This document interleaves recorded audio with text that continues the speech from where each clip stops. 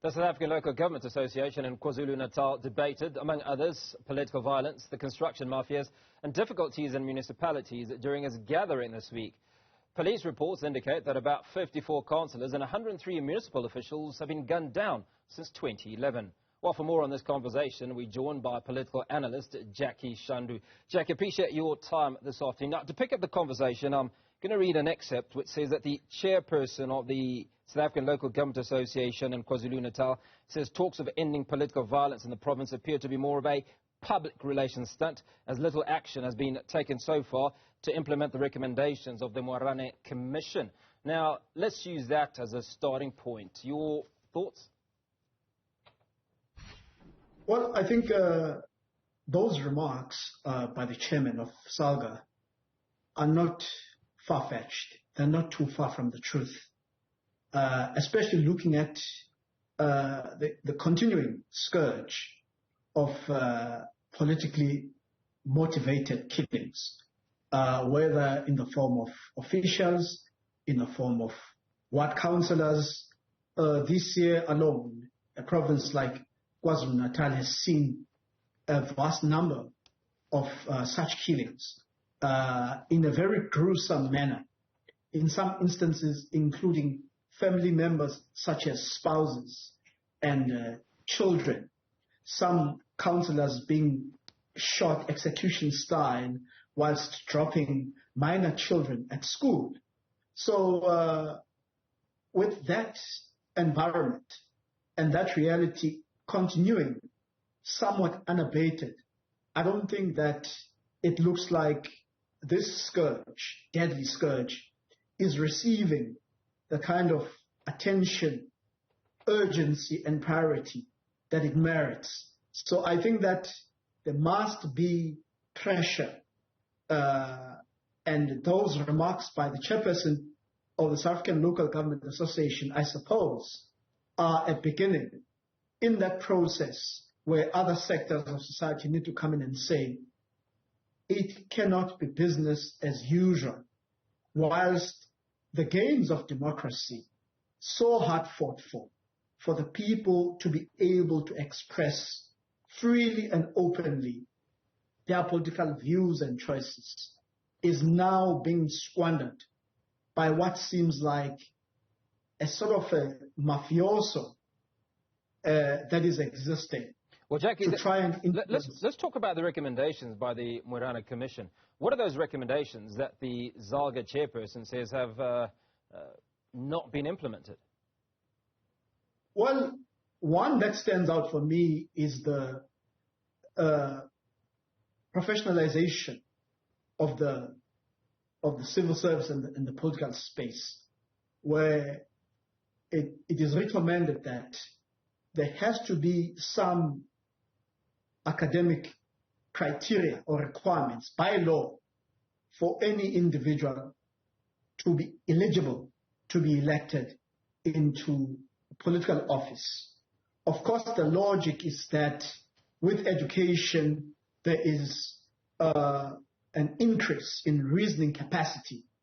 And such an individual would be more agreeable towards peaceful resolution, towards conversation, dialogue, debate, as opposed to resorting to basically orchestrating a violent elimination of a political opponent, as it were. It has not been implemented at all. Another recommendation is deepened political education to sort of capacitate members broadly, but political party members that are deployed to institutions of the state and government, to educate them about the seriousness and how sacrosanct is the ethos of peaceful participation in the political processes of the country. We have not seen any of those. In fact, I wonder if there is a single political parties, especially the ones that are represented in the government institutions such as parliament and provincial legislature, that can claim that it does have a political education curriculum. It does have a political school, and the art classes that are being undertaken to ensure that members that it deploys to various government departments and tiers of the state are well capacitated about the need to confine ourselves in conduct and behavior within the confines of peaceful, democratic, and constitutional parameters. So indeed, very little has been done beyond lip service. And we seem to be a country of that nature, where when events happen, we get excited and immediately commission of inquiry. One can look at the Zondo Commission and look at the resources that have been committed towards that exercise and vis-a-vis the outcomes in terms of and the implementation. Jackie, we're fast running short of time, so I would like to get to a couple of issues very quickly. And the first one is a point that I particularly like, which speaks to political parties taking responsibility for violent competition between their members for political positions and power. I quite like that recommendation. How would it actually manifest practically, do you think? Well, I mean, it is inconceivable. It is legally, you can't implement it legally. It is unimplementable legally because in terms of the criminal justice system, anybody that commits a crime must be subjected to the institutions of the criminal justice system, which is the police and the courts and due process. That's the rule of law, investigations and trial. So what capacity, what constitutional mandates do political parties? It does sound like a potential erosion into the spaces that is constitutionally allocated for the judicial arm of the state. I don't see how that is implementable. If a crime takes place, every South African, in terms of the rule of law, is subject to that judicial process, which must be open and fair and follow the letter and the spirit of the law. Well, the irony to your response, if you'll allow me, is that two of the commissioners that put this report together, Advocate Murena, Advocate Vasugandin, and Professor Cheryl Potgieter, obviously are learned individuals. One would have thought that they would have done their homework and the recommendations they would give would be practical.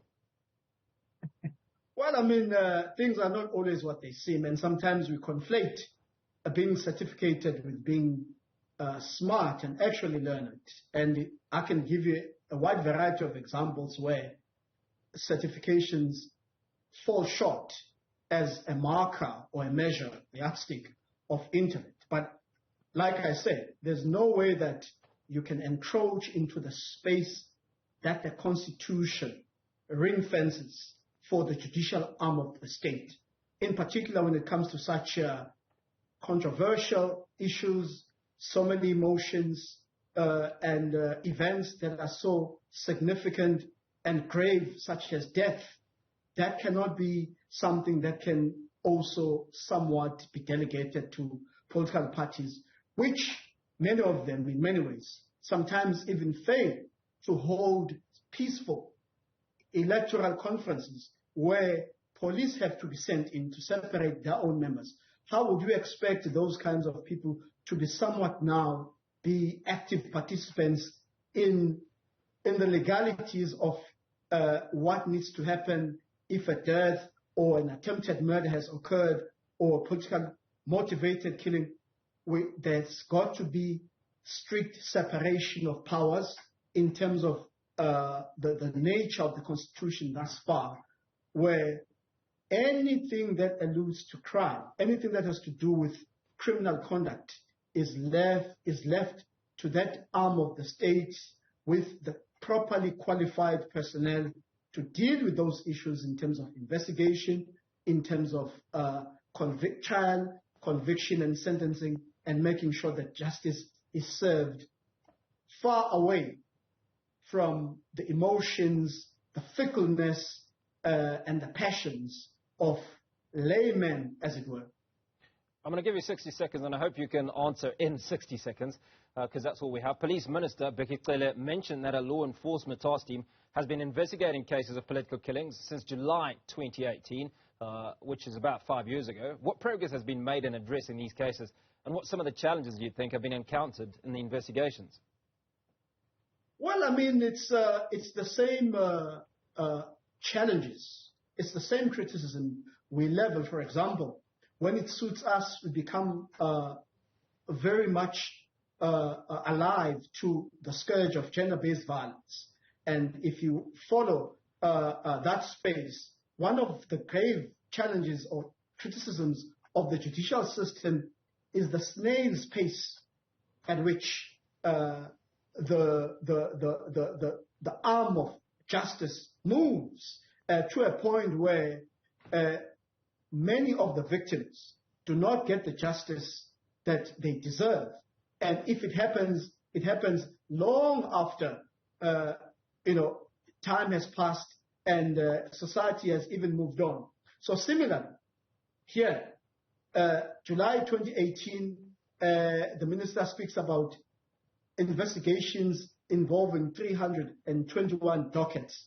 Now, even if you were dealing with one case a day, these would have been long dealt with and concluded. But more than half of them remain undealt with. There have been some arrests that have been made. Some cases, we've learned that even witnesses or suspects have even died because of how long it takes for the investigations and for the process to take place to a point where we get to trial, conviction, and sentencing. So we do need to see, in terms of allocating a lot more resources, and we're not just talking about money, we're talking about human capital as well, in terms of prosecutors, in terms of detectives, investigators, in terms of administrators, to ensure that especially matters that are so grave and so urgent are given the necessary priority, and we see that the wheel of justice moves at an acceptable pace. Jackie, Shandu, political analyst, a pleasure always speaking to you. Thank you for unpacking those issues.